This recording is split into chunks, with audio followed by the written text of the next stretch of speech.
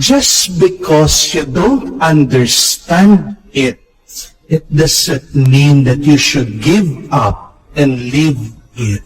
Dahil ba hindi mo maintindihan, susuko ka na at iiwan mo na siya.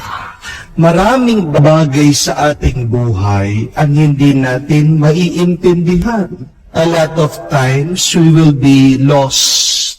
A lot of times we will be confused. There are many things in our life that we won't understand immediately. Amen? Kung minsan may mga bata, hindi nila maunawaan at paintindihan, bakit palaging nag-aaway ang kanilang mga magulang? At ang malungkot na kwento, minsan sinisisi nila ang kanilang sarili na inaakala sila ang dahilan bakit palaging nag-aaway, nagsisigawan, nagmumurahan ang kanilang mga magulang. Minsan sa mga mag-asawa, hindi rin nila maintindihan ang bawat isa. One time, napaka-sweet nila. Ilang saglit, wala na sa mood. Minsan, pati mga magulang, hindi maintindihan yung mga choices, desisyon na ginagawa ng kanilang mga anak. Minsan, sinisisi din ang kanilang sarili.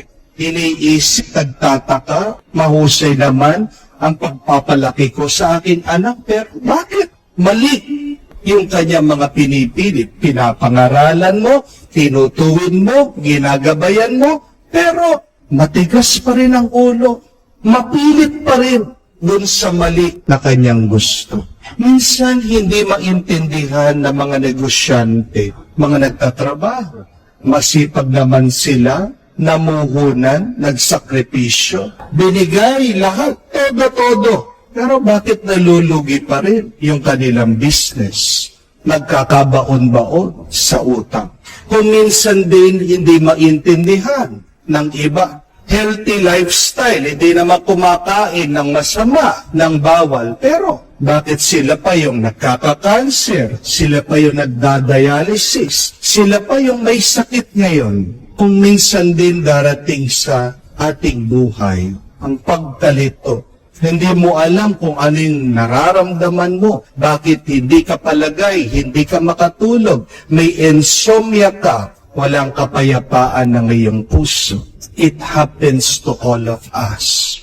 We will experience one time or another confusion in our lives.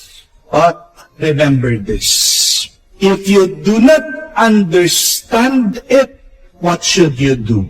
Just leave it be, accept it, and live with it. Kung hindi mo pa maunawaan ngayon, darating ang araw, mauunawaan mo. Hindi pa panahon na lumitaw ang katotohanan. Dahil ang katotohanan ng buhay ay paunti-unting nagpapakita. Ganyan ang buhay. Wala namang mabilisan sa buhay. Ang problema lang sa ating mga tao, masyado tayong nasanay. Dahil nasa digital age tayo. One click of a button, agad nandyan sa atin. But do not be confused, my dear friends. Life is not like that. Life is not automatic.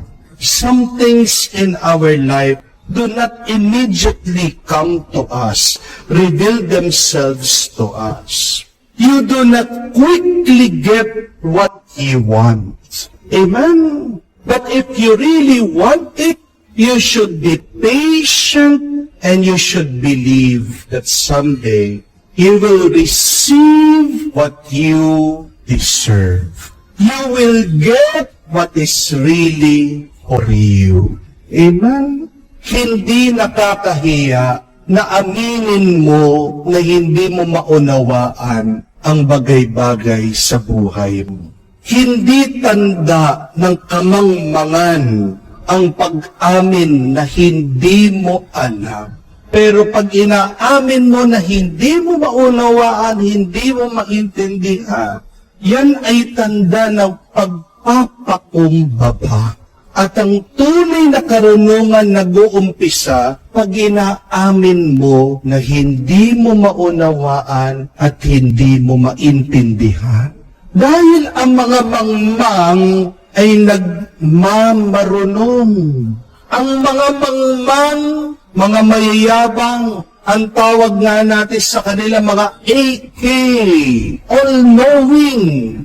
Pag sinasabi mong alam ko na, nagkakamali ka at magkakamali ka. Mga kapatid, isa sa mga pinakamalungkot na linya sa Biblia, yung ating nabasa dito sa Mabuting Balita. It said that because some of the disciples of Jesus do not understand His teaching, many of them return to their former ways of life and they no longer walk with Him. Dahil hindi nila maintindihan, maunawaan yung tinuturo ng ating Panginoon, nakakalungkot. Sabi, iniwan nila si Jesus. Lumayo sila kay Jesus, bumalik sila doon sa dati nilang pamumuhay. Pamumuhay ng pagkakasala. Pero buti na lang, nandyan ang mga apostol at sila ay naniwala kay Jesus. Are there questions in your life now? Are you confused? Are you really having a difficult time wrapping your mind in some situations in your life? Do not leave Jesus. Do not replace Him in your life. Do not stop, but be with Him. Be patient, because someday, and in God's time, will reveal everything to you. Nag-uumpisa ang karunungan. Una, sa paniniwala, at pangalawa, sa pagtsatsaga. At yan din ang susi sa tagumpay ng ating buhay.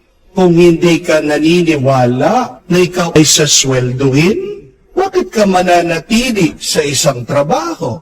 Kung naniniwala ka na ikaw ay kikita, mananatili ka, magtsatsaga ka, at pagdating ng araw, magkakaroon ng bunga ang iyong kapaguran. Ganyan din sa pag-aaral, hindi po ba? Kung hindi ka naniniwala sa isang guro, na matututo ka sa kanya at matuturuan ka niya na magiging marunong ka sa kanya. Bakit ka mananatili mag-i-enroll doon sa klase niyon? It's because of your faith of that teacher that you remain. Pero manatili kang nagtsatsaga. Paunti-unti darating din ang panahon na magiging malinaw at klaro ang lahat. Ganyan din sa mga iba't ibang problema ng ating buhay. Pag meron dumating na pagsubok sa ating buhay, maniwala tayo na yan ay pinapadala ng Diyos, hindi para tayo ay parusahan. Pero anuman mga pagsubok at problema ng ating buhay, nandyan yan para sa ikabubuti, lalong-lalo na ng ating kaluluwa. That is this very beautiful prayer entitled, I Don't Know. Pag nagdarasal tayo, at minsan hindi natin alam kung ano sasabihin natin sa Diyos. Kung yun lang yung masasabi natin at yun naman talaga yung totoo na laman ng ating puso, bakit hindi mo sabihin? Sabihin mo sa Diyos, Panginoon, hindi ko alam. Because God always loves our honesty. God always loves the truth of what is in our heart. Kung yun talaga, yung iyong nararanasan, ikaw ay litong-lito, ikaw ay naliligaw, bakit hindi ka tumahimik at buksan mong iyong isip at puso sa Diyos? Sabihin mo, Panginoon, hindi ko alam. Hindi ko na alam ang gagawin ko dito sa aking problema. Hindi ko alam kung anong gagawin ko dito sa taong ito na kahit na mahal ko ay naiinis na ako. Hindi ko alam ang susunod kong hakbang. Just say that to God and be quiet and listen to God. And you know what? If you believe, God will reveal His answer to you. God will reveal the path to you. God will show you the way. Please remember this, that life is not a problem to be solved. But many times, life is a dance to be enjoyed. Bakit napakarami sa atin ang nalulungkot, nag-aalala, walang kapayapa? Kasi ganyan ang pananaw at paningin sa buhay. Problema ito, dapat hanapan ko ng sagot. No, life is not a problem to be solved, but it is a dance to be enjoyed. Pag nakakita ka ng mga sumasayaw, panoorin mo sila. Isa matatawa ka sa kanila kung ano bang ginagawa ng mga ito. Parang mga hibang, parang nawala ng kaisipan. Di mo maintindihan yung kanilang mga galaw. But it's not about understanding what they are doing. But it is about enjoying. Kaya gumagalaw sila, kaya sumasayaw sila kasi masaya sila. Nagdiriwang sila. Baka yan yung problema na napakarami sa atin. We are so serious trying to figure out life, and yet God is only inviting us. Hey, enjoy. It's not about figuring out life. It's not about solving your problems, but be in that moment. Because I am with you. Enjoy. Ang saya ka, matuwa ka, huwag kang mag-alala.